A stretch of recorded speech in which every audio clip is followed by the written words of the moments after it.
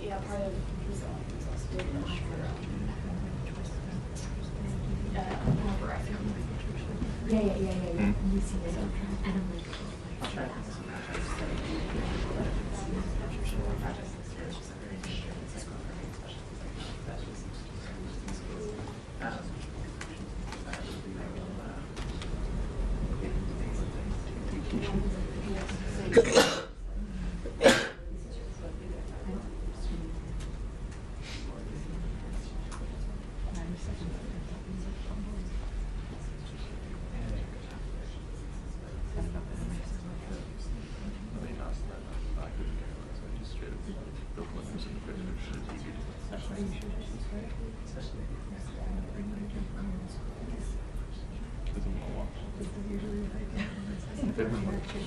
It was my story.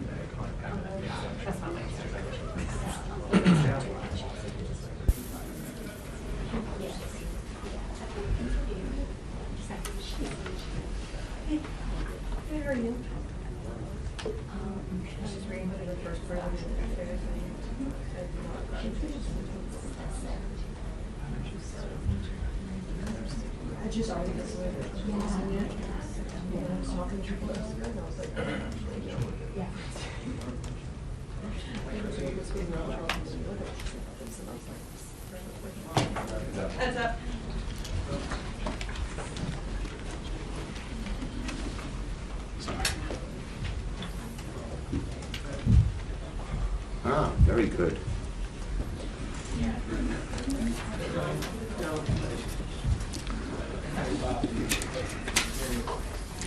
Okay.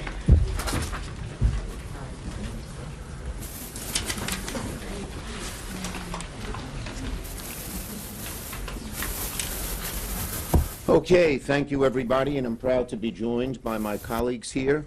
We have had a task force focusing on this issue, and these members and some others are active and proud members of our task force.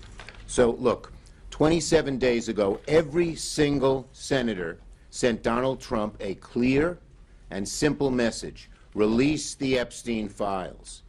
Congress passed a law, not a suggestion, not a request. The law requires DOJ to release the files by Friday, December 19th. In 3 days, President Trump has a choice: follow the law and release the files, or break the law and continue to hide the truth from the American people. Let me be blunt. We fully expect Trump, Bondi, and their minions to dodge, delay, or partially release these files. If they release some documents and hide others, the American people will see right through it, and they'll ask the obvious question. We are all asking the obvious question that looms. President Trump, what are you trying to hide? President Trump, what are you trying to hide? That's the question the American people are asking. Now, over the past few weeks, Senate Democrats, including my colleagues here with me, have been preparing for every scenario. We're working with the victims' attorneys. We're working with legal experts. We're working with people very familiar with this case to ensure full compliance of the law. If the administration withholds some documents unlawfully, we will know. If they abuse narrow exemptions to hide the truth, we will know. and there will be serious legal and political consequences. This law passed with near unanimous support. The survivors deserve the truth, and the American people are demanding it. This isn't political. Democrats and Republicans agree. The American people deserve the truth. So, Donald Trump, release the Epstein Files. Stop hiding. Stop delaying. Come clean with the American people. And if you don't, the question will only get louder and louder and louder. Trump, what the hell are you trying to hide? Senator Wyden's done great work on the financial end of this and has been a great member of our team. Ron. Thank oh, you. Sorry. Yeah. No, go ahead. No, Amy, you go first. Now, please. I Go understand. ahead. Amy goes next. Go. You're closer to the microphone. Thank my colleagues, and there are two cover-ups that need to be discussed this morning. The first involves the Department of Justice, and it is urgent business that we're focused on this week. The second cover-up is being conducted by the Treasury Secretary, Scott Bessent, and it deals with the financial aspects of how the sex trafficking came to be. So let's talk about them one at a time. First, as Senator Schumer said, there's good reason to be skeptical of whatever spin the Trump administration puts out on Friday. Here's why. This wouldn't be the first time Bondi tried to trick the public with a binder full of chicken feed. That's what she did back in the spring, which infuriated MAGA voters, who took Trump and his cronies at their word that they'd release the files. Second, the cushy treatment by the Trump administration of Ms. Maxwell is totally unacceptable. She was right at the heart of the most notorious sex trafficking ring in modern American history. Despite that, Donald Trump himself said a pardon for Maxwell is on the table. Third, the Trump administration did assign hundreds of FBI agents to look at the Epstein file, but it wasn't to hunt down any more pedophiles. It was really to comb through the files for Donald Trump's name. Why? To protect him from public scrutiny. From the beginning, that's what they focused on with respect to Epstein. So Trump and Bondi do not deserve the benefit of the doubt. Second, we need to look at what Scott Bessent and the Treasury Department is up to here. They've got another massive set of Epstein files. It is a critical fight for transparency and to find out how this horrendous sex trafficking operation was funded. For nearly 4 years, Finance Committee investigators have been on this, and we have been following the money. And to do that, you've got to get access at the Treasury Department to the records that we have seen. The staff of major Republicans have seen them, and the file is made up of thousands and thousands of bank documents. And my investigators say that it is a financial roadmap into how Epstein hurt so many families. It shows who was paying Epstein and where his money was going. It shows what banks enabled his trafficking despite evidence of money laundering and despite the knowledge that he was a sex offender. It shows payments that look like the result of blackmail. It shows big outflows of money to Eastern Europe, Turkey, and Russia, and it includes the names of women and girls. My investigators saw a large portion of these records in 2024 under the Biden administration, but the Trump administration is denying us the file today. It's important for the American people to find out how all of this was financed, and that means getting our hands on the file to investigate further. The Secretary of Treasury, Mr. Bessent, has refused now multiple times to hand it over to our investigators. Ridiculous excuses, again and again. So we have introduced legislation to compel him to turn this over to Senate investigators. And I will tell you that Epstein survivors are already filing suit, against banks because they think that this information is so critical to finding out how they were exploited. So it is time for the stonewalling to end. That's why I so appreciate what my colleagues have done to get this information out on Friday. And the administration is required by law to release the Epstein files at DOJ. I'm here to say it's got to be done at the Treasury Department as well, because we find in America you capture corruption by following the money. And that's what was so critical at this point to the second investigation. Thank you, Leader Schumer, and I thank my colleague, Senator Klobuchar. He's been working very well on this, and we appreciate it. Thank you very much. Klobuchar. Thank you, Senator Wyden. Thanks for following the money, something that's our creed as my former job as prosecutors. Whenever you're solving a case from the smallest theft to big rings, and I appreciate that. So let's remember what this is all about. This is about exploitation and abuse. These victims deserve justice, they deserve transparency, and they deserve accountability. Example, Danielle Bensky, 17, recruited into Epstein's circle. Her mom had a brain tumor, and Epstein told her he could help her mom, but only if she abided by his demands, including recruiting other girls. He told her, I can use it to help you, or I can make it very difficult for your mother. That horrific crime, one of many, is why the House voted 427-1 to release the files, and why the Senate unanimously passed the bill on Senator Schumer's motion. That bill set a specific deadline, December 19th, and it is a must. It's not a may, it's a must. And it says that no record shall be withheld, delayed, or redacted on the basis of embarrassment, reputational harm, or political sensitivity. With this deadline, they will show whether they are really going to stop covering up or they're going to protect these powerful abusers. If they redact these files heavily, it will be clear they are hiding something. Because maybe it's because Donald Trump is mentioned 1,500 times. Maybe it's because they want to shield wealthy donors who are implicated in these files. Regardless of the reason, if these files are heavily redacted without justification, Americans will know that they are once again, this administration, siding with the rich and the powerful.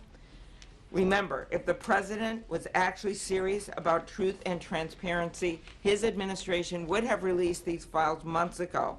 All the way back in March, the Attorney General said everything is going to come out to the public. The public has a right to know. It's been 9 months. 9 months. And if the administration withholds or heavily redacts these records, it will be clear whose side they are on.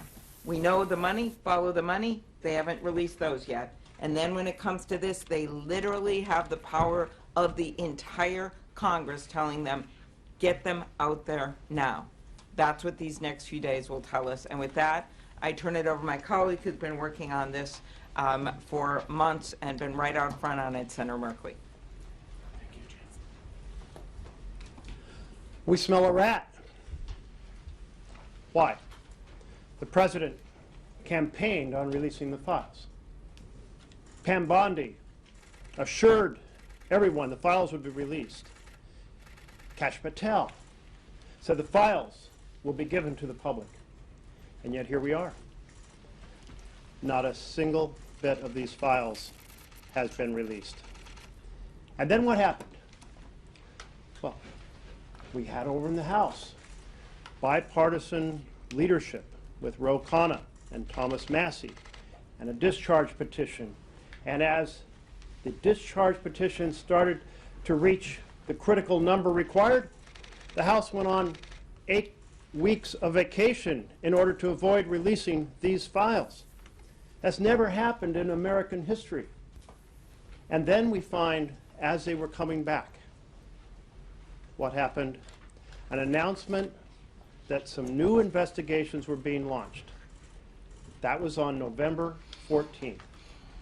And on the evening of the 18th, Senator Schumer went to the floor, asked for unanimous consent that the bill from the House be deemed passed when it arrived in the Senate, and unanimous consent was secured from all to send this message. And what happened the next day?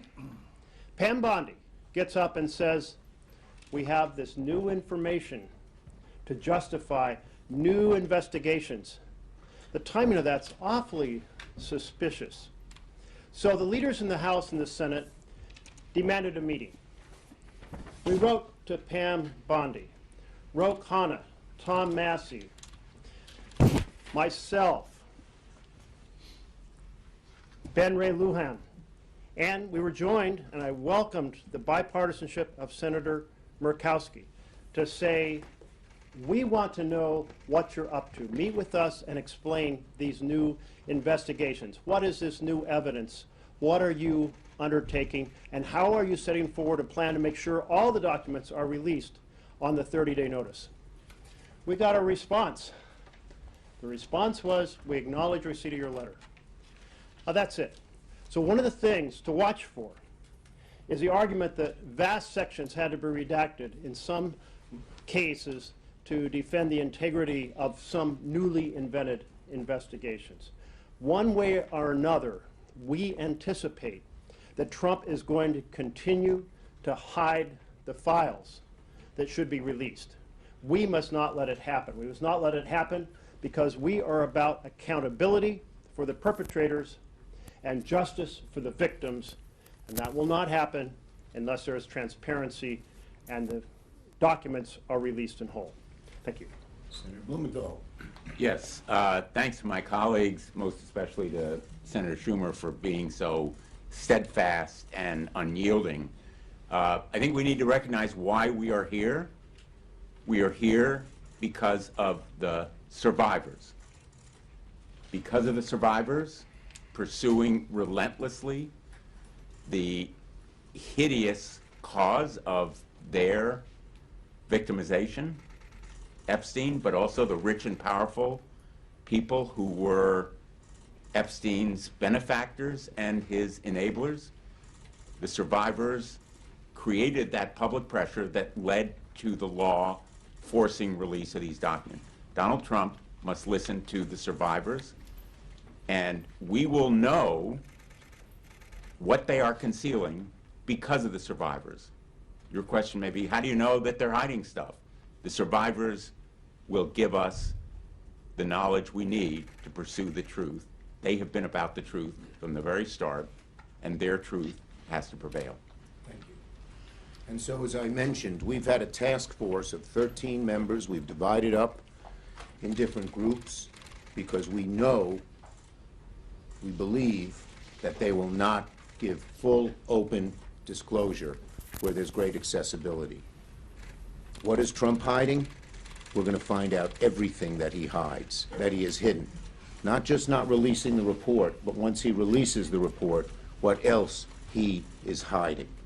And that's why we assembled this task force, and we've had great success, great help from the survivors and their lawyers, from others who have prosecuted. Ron's done a great job on the financial end of it. We're going to find everything out. He can run, he can hide. Questions on this subject? Yes. What is your sense in terms of the time frame? Is it end of day on Friday, or is it like Well, when you need to have these documents? And if you don't, is there a legal recourse that you are already planning? Okay. The first question. We don't know when exactly they'll release it. They may try to do it at 11:59 p.m. They have to do it by the 19th. That's the law. If they don't release the documents, there's going to be such an outcry from one end of America to the other that I think they'll be forced to do it. Just as they've resisted all along, but we're at this point. The public pressure, you know, as Abe Lincoln said, public sentiment is everything. You've rarely seen so many different political wings of each party come together and say, we need this. So we believe they'll be required to do it. Obviously, we would pursue every legal, legislative, and administrative way to get this done as well, but public pressure will be everything. Yes? How are you planning on addressing this if they do release it and it's so heavily redacted that there's nothing to send? Well, the people who wrote the legislation drafted it very carefully. We've been consulting our lawyers on just that issue, and we will be able to first make the point that some of the redacted stuff doesn't have, much of the redacted stuff doesn't have to be redacted, and we'll have chapter and verse on that. And second, we will be prepared to argue that in court. But again, our number one ally in this is the American people. And they are going to demand that it be released. And when we say this and this and this shouldn't have been redacted, what are they hiding there? It's going to increase a lot of heat on them. And clearly, as Senator Schumer knows, having met with them, the victims are not also going to allow this to happen. Right. They're going to be leading the way. They want to know what's in these documents. Yep. The victims are already filing lawsuits using the information we've gotten. They are not going to let this just go by the board. Yes. What is your plan for making progress on Senator Wyden's bill with regard to Treasury? Well, why don't I call on Senator Wyden? We're going to keep pushing to find out what is behind Scott Bessent's stonewalling. The fact of the matter is, on Valentine's Day, before the administration, the Biden administration left, we went to look at the SARS, these suspicious activity reports, and we had the staff of senior Republicans. And we're going to keep pushing on a bipartisan basis to A, get all the facts out, because as Senator Schumer has said, this is not a blue and red fight, and B, to make the reforms that are necessary so this never happens again. Too many banks looked the other way. Too many auditors decided this wasn't important. This was again and again a textbook case of disinterest in suffering and families and young girls, and we're not going to let it happen again. We're also not going to bifurcate this. It's part of one large investigation, one large disclosure. And just as we will do everything we can to alert the public what has happened on the non-financial parts of the documents, with all the horrible things that they did to these women, we're going to continue to keep pressure on the financial parts too. Senator Schumer. Yes. So let's say these files do get released. Is it just going to be a public release, and you all are just going to let the American people go through them and come to their own conclusions? Or will Senate Democrats, will there be a coordinated campaign? Will there be anything that we can expect next year when you all Well, the first step is to get them all released. That will be our first job. And then, once we have the releases, obviously, it's going to be clear as could be to the American people what has gone on here.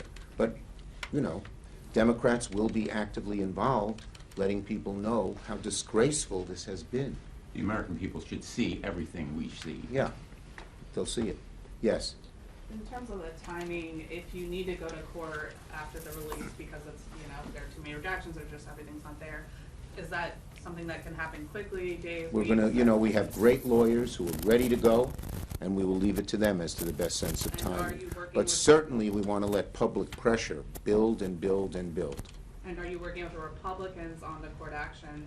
Because the law was bipartisan, would it? We expect that we will have lots of bipartisan support.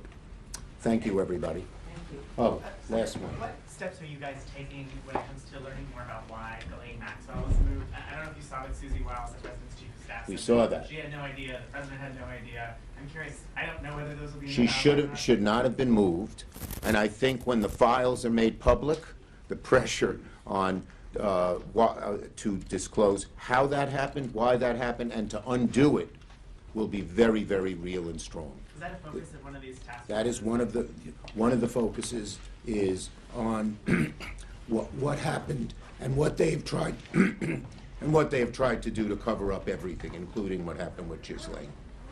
Okay.